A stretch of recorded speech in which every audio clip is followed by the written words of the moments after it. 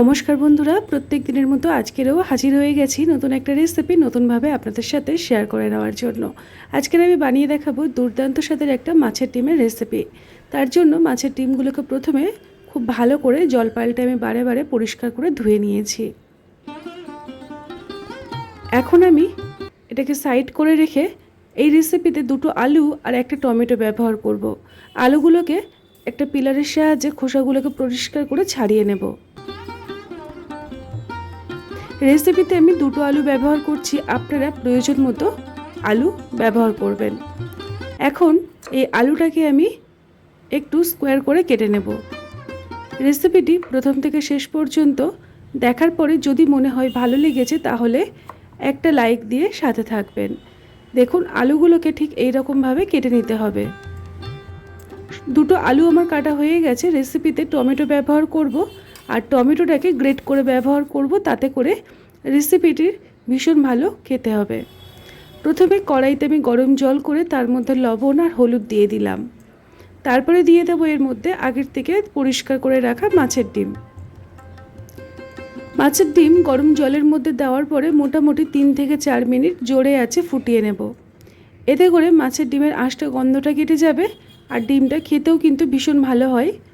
বাইরেটা জমাট বেঁধে গেলেও বা ভিতরটা কিন্তু কাঁচাই থাকে। এই রকমভাবে মাছের ডিমটাকে আমি রেডি করে নিলাম। ডিমগুলোকে আলাদা একটা পাত্রে তুলে নিয়েছি। এখন এগুলোকে ঠান্ডা হওয়া পর্যন্ত অপেক্ষা করব, তবে এগুলোকে একটু ভেঙে দেব। তারপরে দিয়ে দেব স্বাদ মতো লবণ, আর দিয়ে দেব আদা রসুন বাটা, আর দিয়ে দেব বেসন। খুব একটা বেশি বেসন দেওয়ার দরকার পড়বে না, তাহলে কিন্তু রেসিপিটি অতটাও ভালো লাগবে না। মাছের ডিমে যে অরিজিনাল টেস্ট সেটা পাওয়া যাবে না। অল্প একটু হলুদ গুঁড়ো আর একটু ঝাল দিয়ে দিলাম, লাল লঙ্কার গুঁড়ো দিয়ে পরিষ্কার হাতে সমস্ত উপকরণ ভালো করে মেখে নিতে হবে। এই রকমভাবে মেখে নিয়ে আর হাতের মধ্যে নিয়ে এই রকম গোল করে একটা কোপ্তার মতো করে রেডি করে নিচ্ছি। কড়াইতে সরষের তেল গরম করে একে একে কোপ্তাগুলোকে ভেজে নেব। রেসিপিটি ভীষণ টেস্টি হয়, একবার হলেও এই রকমভাবে মাছের ডিম ট্রাই করে দেখবেন। মাছের ডিমের আষ্টে গন্ধ থাকবে না, তার সাথে ভীষণ ভালো লাগে। আপনারা এই রকমভাবে মাছের ডিম ভেজে শুধু ভাত দিয়েও খেতে পারবেন। প্রত্যেকটা মাছের ডিম একই রকম পদ্ধতিতে ভেজে আমি তুলে নিলাম। কড়াইতে যতটুকু তেল ছিল সেই তেলের মধ্যে সমস্ত আলুটাকে একটু ভেজে নেব, তাহলে রেসিপিটি কিন্তু ভীষণ ভালো লাগবে খেতে। আপনারা এইভাবে একবার হলেও ট্রাই করে দেখবেন। আলুগুলোকে তেলের মধ্যে নাড়াচাড়া করে ঢাকনা দিয়ে 2-3 মিনিট রেখে দিয়েছিলাম। মাঝখানে অফ ক্যামেরায় আমি ঢাকনাটাকে খুলে আলুগুলোকে একটু ভালো করে নাড়িয়ে চাড়িয়ে লালচে করে ভেজে নিলাম। সমস্ত আলু ভাজা হয়ে গেলে ওই কড়াইয়ের মধ্যে দিয়ে দিলাম অল্প একটু সরষের তেল। তেলটা গরম হলে ফোড়নে একটা তেজপাতা মাঝখান থেকে একটু ছিঁড়ে টুকরো করে দিয়েছি, সাদা জিরে আর একটা শুকনো লঙ্কা ফোড়নে দিয়ে দিলাম। ফোড়নটা দেওয়ার সঙ্গে সঙ্গেই আমি এখানে অ্যাড করে দিলাম আগের থেকে পরিষ্কার করে কেটে রাখা পেঁয়াজ। পেঁয়াজটাকে এইরকম ছোট্ট ছোট্ট করে কুচিয়ে নিতে হবে, তাহলে গ্রেভিটা কিন্তু ভীষণ ভালো হয়। অল্প একটু চিনি আর অল্প একটু লবণ দিয়ে পেঁয়াজটাকে ভাজা করব, তাতে করে রেসিপির কালারটা ভালো আসবে। আর লবণটা দেওয়ার জন্য পেঁয়াজটা খুব তাড়াতাড়ি নরম হয়ে যাবে। তারপরে এখানে অ্যাড করে দেব আদা রসুন বাটা। কাঁচা গন্ধটা কেটে যাওয়া পর্যন্ত একটু ভেজে নেব। তারপরে এখানে একে একে গুঁড়ো মশলা অ্যাড করে দেব। সবার প্রথমে দিয়ে দিলাম হলুদ গুঁড়ো, আর ঝালের জন্য লাল লঙ্কার গুঁড়ো, আর দিয়ে দিলাম ধনিয়া গুঁড়ো আর জিরে গুঁড়ো। 4টে যে বেসিক গুঁড়ো মশলা সেইগুলোই দিয়ে দিতে হবে। তারপরে কালারের জন্য অল্প একটু কাশ্মীরি লাল লঙ্কার গুঁড়ো। সমস্ত মশলাগুলোকে ভালো করে কষিয়ে নিতে হবে যতক্ষণ না তেলটা আলাদা হয়ে যাচ্ছে। এখন আমি এর মধ্যে আগের থেকে গ্রেট করে রাখা টমেটো আর দুটো কাঁচা লঙ্কা মাঝখান থেকে দুটো করে টুকরো করে দিয়েছি। ঝালটা আপনারা নিজেদের পছন্দ মতো করে ব্যবহার করবেন, তবে এই রান্নাটা খুব একটা ঝাল হলে কিন্তু অতটাও ভালো লাগবে না। কষানোর জন্য কিছুক্ষণ ঢাকনা দিয়ে রেখে দিয়েছিলাম, এতে করে তেলটা দেখুন মশলার থেকে আলাদা হয়ে যাবে এইভাবে। তারপরে ঢাকনাটাকে খুলে আবারও আমি কয়েক মিনিট ভালো করে কষিয়ে নেব।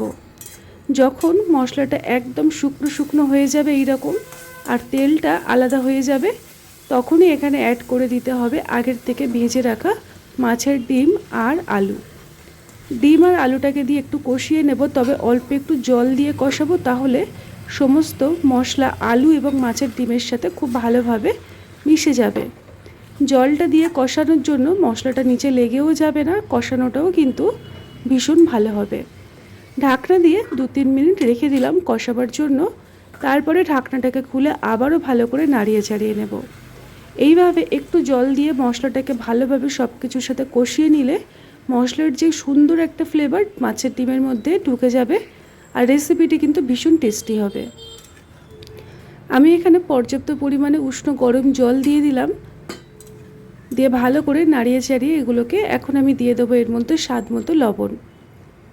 লবণ আমি অল্প আগে দিয়েছিলাম, তো সেই কারণে টেস্টটা বুঝে আমি এখানে লবণটা অ্যাড করে দিলাম। এখন ঢাকনা দিয়ে কিছুক্ষণ আলুটাকে সিদ্ধ হওয়ার জন্য রেখে দেব, এতে করে মাছের ডিমটাও কিন্তু খুব সুন্দরভাবে নরম হয়ে যাবে। এইভাবে যদি মাছের ডিম রান্না করেন একদম শক্ত তো লাগবেই না, নরম মুখে দিলেই মিলিয়ে যাবে, খুব টেস্টি হয়। আলুগুলোকে খুব ভালোভাবে আমার যেহেতু সিদ্ধ হয়ে গেছে, কয়েকটা আমি একটু ম্যাশ করে দেব, তাহলে রান্নাটা গা মাখা তৈরি হবে। খাই খাই অনুর রান্নাঘরের প্রত্যেকটি রেসিপি হয় সহজ সরল সাধারণ। আপনারা যদি নানা রকম নিত্য নতুন রেসিপি চাইছেন, তাহলে চ্যানেলটিকে সাবস্ক্রাইব করে নোটিফিকেশানে অল বাটনটি প্রেস করে দেবেন, তাহলে নতুন পুরনো সমস্ত রেসিপি আপনাদের কাছে অটোমেটিক পৌঁছে যাবে। স্বাদ মতো অল্প একটু গুঁড়ো গরম মশলা আর ধনিয়া পাতা কুচো দিলাম, দিয়ে এটাকে নাড়িয়ে ছাড়িয়ে গ্যাসের ফ্লেমটাকে অফ করে ঢাকনা দিয়ে 5 মিনিট এইভাবেই রেখে দেবো। তারপরে ঢাকনাটাকে খুলে আপনাদেরকে আমি দেখাবো কতটা লোভনীয় হয় মাছের ডিম ঠিক এই রকম পদ্ধতিতে রান্না করলে। গ্যাসের ফ্লেমটাকে আমি অফ করে দিলাম, দিয়ে ঢাকনা দিয়ে রেখে দিয়েছিলাম। ঠিক 5টা মিনিট পরে ঢাকনাটাকে খুলে আমি আপনাদেরকে কাছ থেকে দেখিয়ে দেব রেসিপিটি কতটা লোভনীয় হয়েছে। গরম গরম ঝরঝরে ধোয়া ওটা ভাত দিয়ে এই রকম একটা মাছের ডিমের রেসিপি যদি থাকে, মাছ ছেড়ে মাছ মাংস ফেলে কিন্তু আপনাকে খেতে হবে। ভীষণ টেস্টি হয় বন্ধুরা, একবার হলেও এইভাবে ট্রাই করবেন। আর এই রকমভাবে মাছের ডিম রান্না করলে একটুও শক্ত হবে না, একদম নরম মোমের মতো, মুখে দিলেই কিন্তু গলে যাবে। ভীষণ টেস্টি হয়, একবার হলেও ট্রাই করে দেখবেন। আজকের মতো এই পর্যন্ত। তার মধ্যে সবাই যে যেখানেই থাকবেন আশা করছি সুস্থ থাকবেন আর ভালো থাকবেন। আবারও দেখা হবে এই রকমই নানা রকম নিত্য নতুন ঘরোয়া রেসিপি পেতে। চ্যানেলটাকে সাবস্ক্রাইব করে নেবেন, আর আপনারা মনে করলে শেয়ারও করতে পারেন। আজকের মতো এই পর্যন্ত, টাটা।